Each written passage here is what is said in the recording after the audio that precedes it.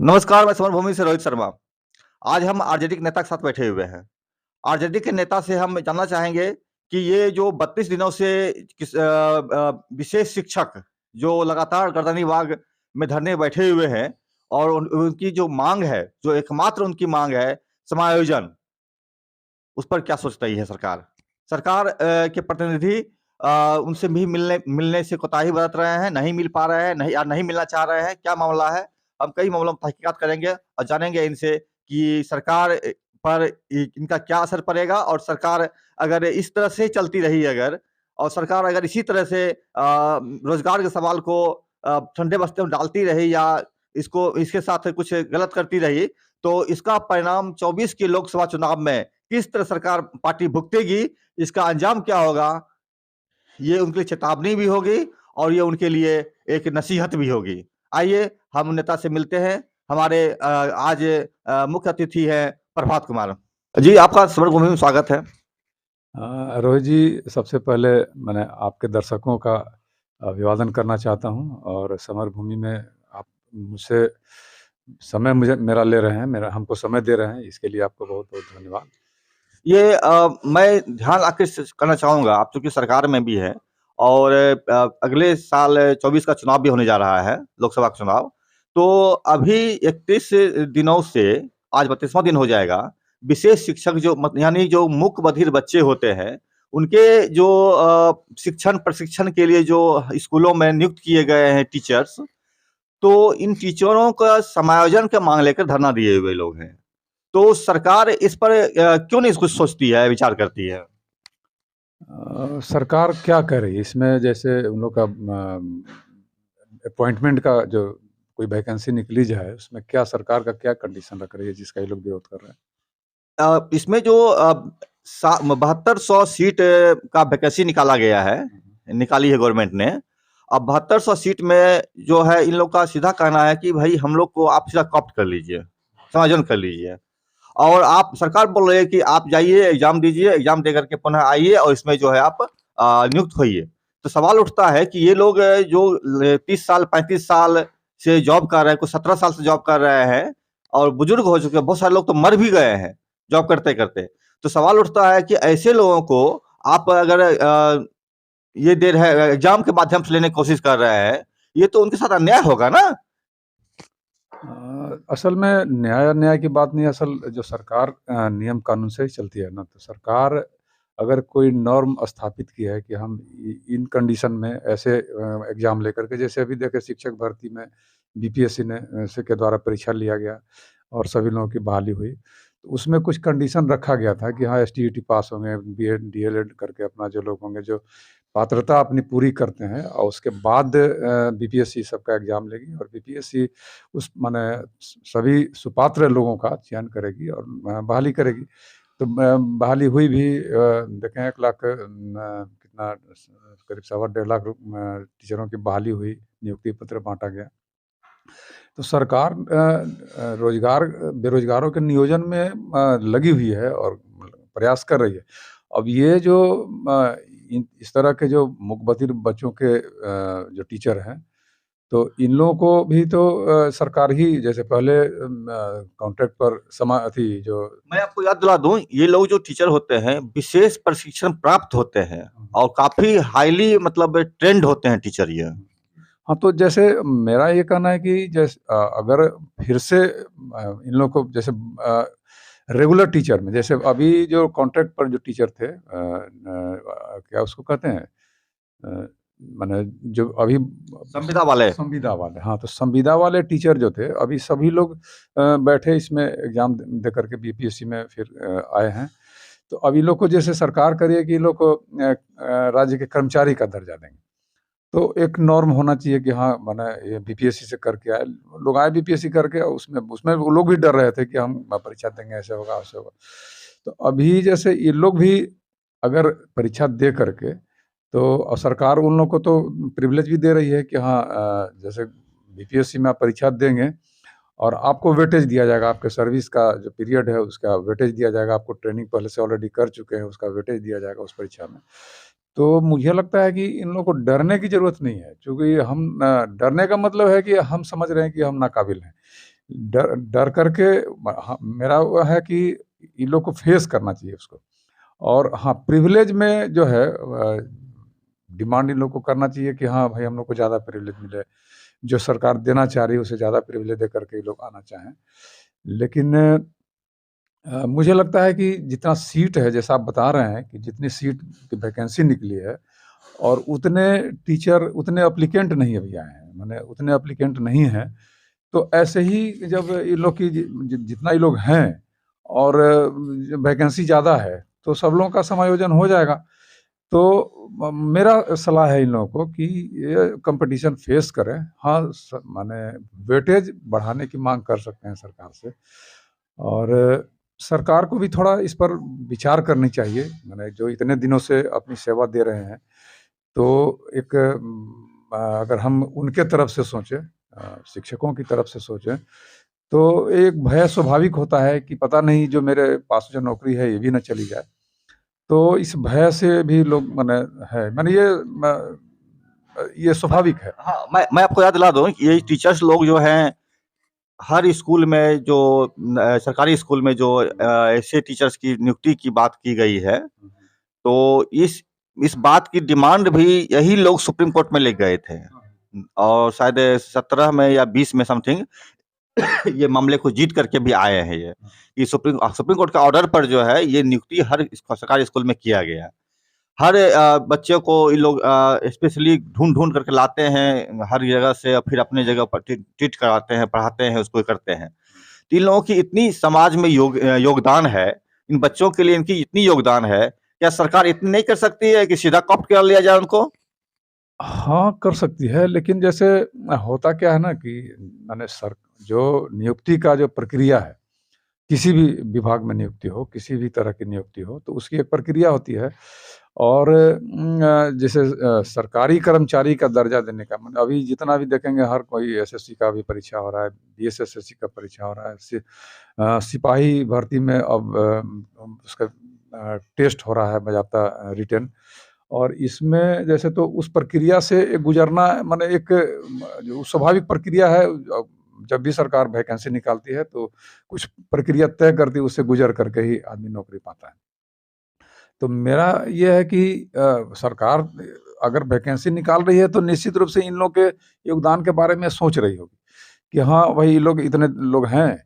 तो लेकिन फिर भी एक इन लोग को भी अपना अगर प्रतिनिधि इनके सरकार के लोग जो हैं, जो विभाग के मंत्री हुए या फिर और भी जो माने जो इसमें नीति नियंता लोग हैं, उन लोग से एक बार मिल करके अपनी बात को रखते, जैसे इनका कई लोगों से ये मिलने की कोशिश किए हैं, डेली जाते हैं मिलने के लिए, कभी क्या क्या पाठक से जाते हैं मिलने, लालू जी से जाते हैं मिलने के लिए, कभी जाते हैं आरजेडी कार्यालय जाते हैं, कभी जाते हैं जदयू कार्यालय जाते हैं, लेकिन कहीं से कोई इसको मिलता नहीं। अगर आपकी बात को ही मान ले हम, अगर कि इन्होंने इनको ऐसा करना चाहिए, ऐसा करना चाहिए, तो ठीक यही बात अगर इनको आकर के बोल दिया जाता है, अगर रनिंग बाग में, अगर तो सरकार को क्या दिक्कत थी? हाँ, अब देखिए, सरकार के पास तो माने माने जो तरीका है, जैसे अभी लोग ठीक है, कोई एंटरटेन नहीं कर रहा है, तो चूँकि अब मामला कौन से अथी में आ रहा है, किस कमीशन से परीक्षा हो रही है, इन लोग की बीपीएससी से? शायद। तो जो भी हो, हमको लगता है कि अब सर धरना तो ठीक है, आंदोलनकारी लोग हैं, धरना के बारे में पार्टियों को सोचना चाहिए। माने सरकार के मेरा एक चीज और लगा रहा है कि आप अगर इसी तरह चीजों को देखते रहे, अगर तो ठीक रोजगार के सवाल पर पिछले कुछ दिनों पहले दिल्ली के पार्लियामेंट में बम फेंके गए थे, स्मोक बम। उनका एक ही मांग था, रोजगार, जो मोदी सरकार के खिलाफ उन्होंने किया था। यहाँ भी एकमात्र मांग है रोजगार, समायोजन, जो आपके आरजेडी के और जदयू के गवर्नमेंट के खिलाफ है। सवाल उठता है कि दोनों जगह रोजगार का सवाल है, और आप अगर रोजगार के सवाल को अगर मोदी सरकार की तरह ट्रीट करेंगे, अगर 24 के चुनाव में आप कौन सा मुंह लेकर जनता को बोलने जाएंगे कि आप मुझे वोट दीजिए, मोदी को वोट मत दीजिए? मोदी आप में क्या अंतर आ गया? देखिए, जैसे जब सरकार के पहले हमारी पार्टी के हमारे जो नेता हैं, माननीय तेजस्वी प्रसाद यादव, तो उन्होंने रोजगार की बात बोली थी, हम 10 लाख रोजगार देंगे, ठीक है? तो जैसे रोजगार, अब उसमें हम सरकार को ये दोष नहीं दे सकते या भी नहीं कह सकते हैं, क्योंकि उन्होंने वैकेंसी निकाली है। वैकेंसी अगर नहीं निकालते, जहाँ-जहाँ वैकेंसी खोज-खोज करके सरकार वैकेंसी निकाल रही है, तो हम लोग तो माने जैसे अगर वैकेंसी नहीं निकालते, वैकेंसी बहुत सारा सीट वैकेंट पड़ा हुआ था पहले से, जो वैकेंसी नहीं निकल रही थी, तो उसके चलते रोज़गार सृजन नहीं हो रहा था। अब चूँकि वैकेंसी निकल रही है, तो निश्चित रूप से सरकार इस तरफ माने क्या कहते हैं चिंतित है और ध्यान दे रही है कि रोज़गार बढ़े, ज़्यादा से ज़्यादा लोगों को आप ये कहना चाह रहे हैं कि आप सरकार किसी तरह से इन लोग चाहती है कि कॉप्ट कर ले, हटाया ना जाए और नए नए सिरे से इन लोग की किया जाए। हाँ, नहीं सरकार वैकेंसी निकाली, सरकार का क्या है मतलब जो वादा कर रही थी सरकार माने हमारी पार्टी जो पहले वादा कर रही थी कि हम सरकार में आएँगे तो रोज़गार सृजन करेंगे। तो अब वादा पर तो खड़े उतर रहे हैं हम लोग।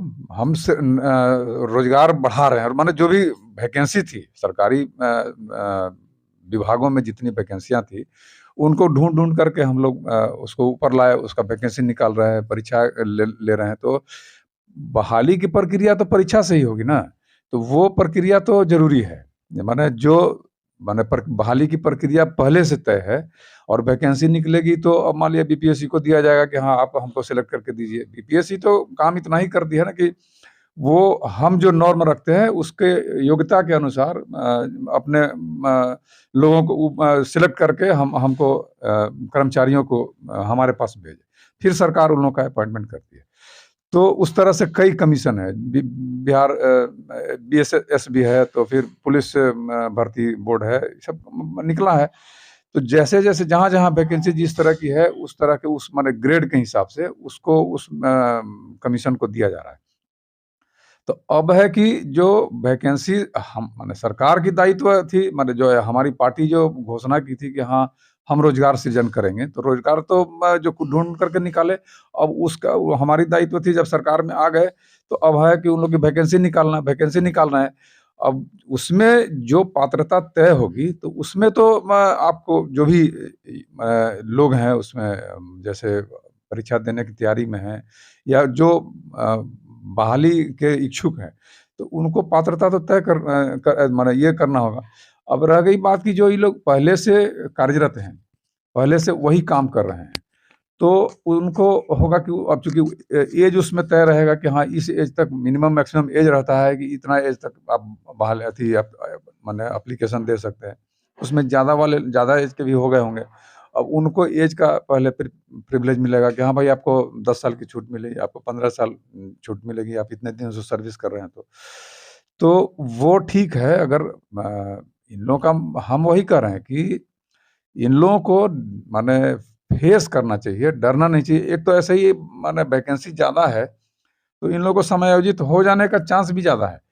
तो ये बेवजह का डर है कि हम छँट जाएँगे। भाई आप एक बार सामने आकर के देखिए सरकार आपके खिलाफ नहीं है। नहीं सरकार चाहती है कि आपका रोज़ी-रोटी चला जाए। आप जो नौकरी कर रहे हैं, आपकी नौकरी छिन जाए। लेकिन जो प्रक्रिया है, सरकार की एक प्रक्रिया होती है या बहाली की प्रक्रिया होती है, उसको फेस करना चाहिए मेरे ख़्याल से।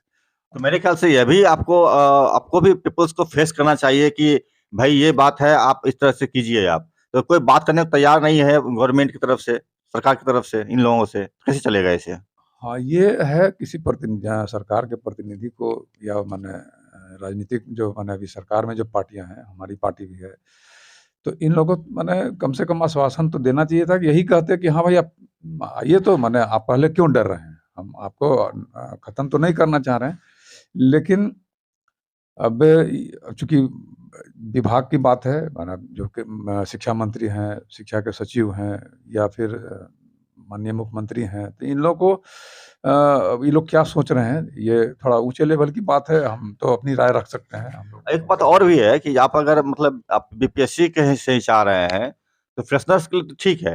लेकिन जो लोग ऑलरेडी काम कर रहे हैं, जिनकी सैलरी मात्र 14,700 रुपया समथिंग है, ये तो कोई सैलरी ही नहीं होता है किसी भी जगह पर, फिर भी लोग काम कर रहे हैं। तो आप विभागीय एग्ज़ाम ले लीजिए आप। अब वही बात हम बार-बार बोल रहे हैं कि जैसे नियोजन की प्रक्रिया होती है, माने जो भी जहाँ जहाँ भी वैकेंसी निकलेगी, उसका नियोजन का एक प्रक्रिया होता है।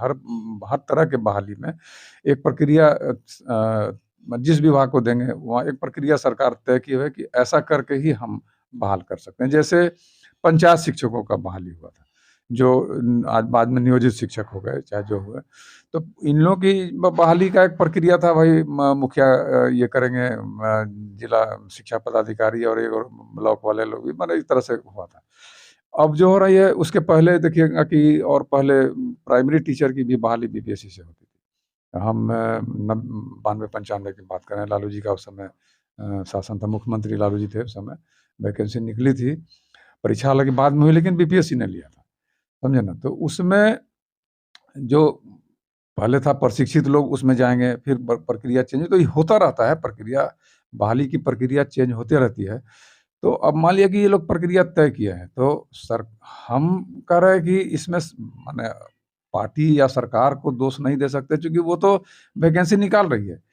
अब उसकी पात्रता के लिए हमको प्रयास करना होगा, और उसमें अगर आप लोग जो भी बहाल माने जो टीचर ऑलरेडी काम कर रहे हैं, तो इन लोगों को तो उसमें माने समायोजन की मांग कर रहे हैं, तो एक प्रक्रिया से गुजरना चाहिए इन लोगों को। गुजरना चाहिए, ये आपका कहना है, लेकिन कहाँ कहना ऐसा कब किया तो हम आत्मदाह करेंगे या आत्महत्या कर लें, इन्होंने कोशिश भी किया था। लोकतंत्र है, इसमें हर आदमी को अपनी डिमांड रख करके, अपना मांग रख करके लोगों के बीच में यह सरकार पर दबाव बनाने का, या अभी जैसे देखिए ना, हर साल पहले अभी बैंक के कर्मी माने बैंक में हर साल 2-4 दिन हड़ताल होता है। उन लोग का अपना डिमांड है कि हमको ऐसा प्रमोशन होना चाहिए, ऐसे होना चाहिए, ऐसे होना। उन लोग का जो सरकार, हर कोई चाहता है कि ज़्यादा सुख हमको सुविधा मिले, नौकरी कर रहे हैं तो मांग करना इनकी माने इनका मौलिक अधिकार है। इनको आंदोलन करना अपने डिमांड के लिए इनका मौलिक अधिकार है, इनको करना चाहिए।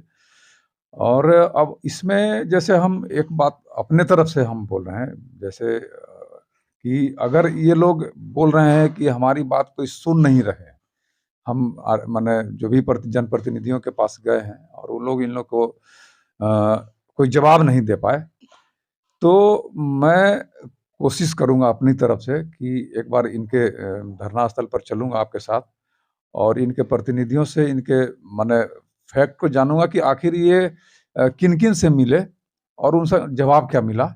और मेरा जो माने राजनीतिक अनुभव है या मेरा जो संपर्क है, उसके माध्यम से एक बार इन लोगों को मदद करने की, जैसे सरकार के पार्टी में हैं तो सरकार के खिलाफ हम उनके धरना में शामिल नहीं हो सकते, लेकिन एक मध्यस्थ की भूमिका निभाने की मैं पूरी कोशिश करूँगा। बिल्कुल, ये अच्छी बात आपने कही है। मध्यस्थ की भूमिका निभाते हुए इनकी बात को सरकार तक पहुँचाने की आपने जो बात कही है बहुत ही लाजवाब है। लेकिन मुझे एक चीज़ और कहना है, आपने अभी लोकतंत्र की बात कही है, और लोकतंत्र और दूसरी चीज़ आपने कहा, आप खुद को लोहिया और जयप्रकाश के राजनीतिक विरासत का भी आप बारिश बोल रहे हैं। लोहिया ने कहा था कि संसद आवारा हो जाए अगर सड़क सूनी हो जाए तो। तो आपने सड़क पर जो विरोध कर रहे हैं लोग, शांतिपूर्ण तरीके से विरोध कर रहे हैं, तो इनको आपने किसी तरह का सुविधा नहीं दिया है। ना तो वहाँ पर आपकी तरफ से लाइटिंग की व्यवस्था है बढ़िया, ना ही वहाँ पर चाय नाश्ता की व्यवस्था की गई है, ना ही आपको वहाँ किसी तरह का मतलब विरोध करने वालों के लिए कोई सुविधा दिया है, ना पानी की व्यवस्था किया, ना शौचालय व्यवस्था किया है। तो आप ये कैसा लोकतंत्र चाहते हैं बनाना जिसमें कि लोहिया का दूसरा हिस्सा, विरोध का हिस्सा रहे ही नहीं, सड़क रहे ही नहीं? सड़क क्यों नहीं चाहिए आपको? नहीं, जैसे आंदोलनकारियों की सुविधा की बात बोल रहे हैं, तो आंदोलन कहाँ, माने जैसे धरना स्थल एक निश्चित किया गया है सरकार ने। राजधानी भाग आपने निश्चित किया है बिना किसी सुविधा का। तो आम तौर पर कहीं भी आप धरना स्थल को माने 5 स्टार नहीं बना सकते हैं। आंदोलन के जगह को 5 स्टार नहीं बना सकते हैं, वो तो जगह ही है विरोध माने करने के लिए। वहाँ तो लोग 5 स्टार नहीं, आप शौचालय की व्यवस्था कर 5 स्टार नहीं होता है। आप अगर चाय नाश्ता की व्यवस्था करवा रहे हैं तो 5 स्टार नहीं होता है। जरूरत है, मौलिक जरूरत है। संघर्ष हमेशा जो होता है ना, अगर वो सारी सुविधाएं वहाँ मिलेंगी धरना करने के लिए, तो फिर संघर्ष का भी वो मजा नहीं रह जाएगा। जो संघर्ष करता है, संघर्ष ही तो वही तो संघर्ष है। व्यवस्था के खिलाफ जो लड़ाई है वही तो संघर्ष है। मतलब इसमें भाजपा में और राजनीति में कोई फर्क नहीं पड़ता। लोहिया की विचारधारा को मानने वाले में और आरएसएस की तरफ मानने वाले में कोई फर्क नहीं है। नहीं तो जैसे देखिए लाठी लाठी दोनों चलाएंगे।